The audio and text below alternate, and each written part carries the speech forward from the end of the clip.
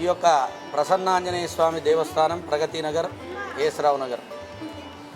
ఈ యొక్క ఆలయంలో ఇప్పుడు మనం చేసుకున్నటువంటి ఈ పూజా కార్యక్రమం పేరు సంకటహరణ చతుర్థి. ప్రతి నెల కూడా పౌర్ణమి తర్వాత చెవితి సాయంత్రం ఎప్పుడుంటే అప్పుడు ఈ యొక్క సంకటహరణ చతుర్థి అనేటువంటి ఆ యొక్క వ్రతాన్ని పూజని చేస్తారు. మరి ఈ యొక్క పూజా కార్యక్రమం పేరే సంకటహరణ చతుర్థి. మనకు ఉన్నటువంటి సమస్త సంకటాలు కోరికలు తీర్చేటువంటి పూజా కార్యక్రమం కాబట్టే దీని పేరు సంకటహరణ చతుర్థి. ఇది మన ఆలయంలో దాదాపుగా 2 దశాబ్దాలకు పైగా, అంటే 24 సంవత్సరాల నుంచి చేస్తున్నాం. ఇక్కడికి వచ్చిన వాళ్ళు, మరి పూజా కార్యక్రమం చేసుకున్న వాళ్ళు దాదాపుగా ఈ 24 సంవత్సరాల నుంచి ఏకదాటిగా ప్రతి నెల కూడా చేసేటువంటి భక్తులు కూడా ఉన్నారు. ఎందుకంటే ఈ యొక్క సంకటహరణ చతుర్థి మంచి ఫలదాయకమైనటువంటి పూజ, సర్వ సంకటాలు తొలగించేటువంటి పూజ.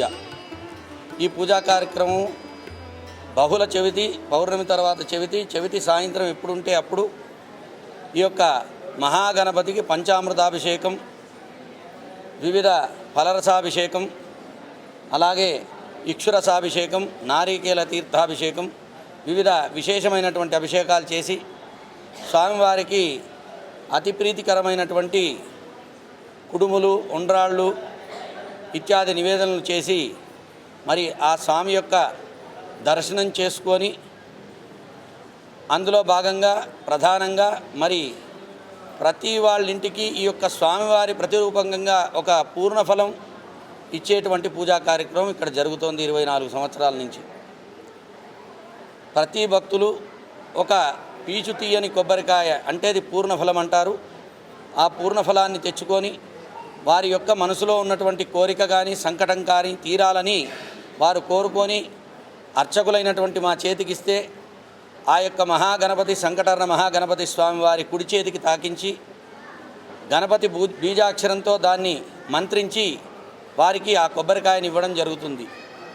ఇలా తీసుకెళ్ళినటువంటి కొబ్బరికాయని వాళ్ళు వారింట్లో పూజా మందిరంలో ఒక చిన్న పళ్ళెం ఏర్పాటు చేసుకొని దాంట్లో పెట్టుకొని ప్రతినిత్యం కూడా నిత్యారాధన చేస్తే ఏదైతే నివేదనలు చేస్తారో అలాగే ఈ యొక్క పూర్ణఫలానికి కూడా సాక్షాత్తుగా మహాగణపతి స్వరూపంగా భావించి నివేదన చేస్తారు. అలా నెల రోజులు చేసి మళ్ళీ బహుళ చవితి రోజున ఉదయం ఆరాధన చేసుకున్న తర్వాత ఆ యొక్క కొబ్బరికాయను పీచు తీసి కొట్టి వారు తిని నలుగురికి పంచుతారు. అలా ఆ నెల రోజులు చేయడంలో ఒక వ్రతం పూర్తవుతుంది.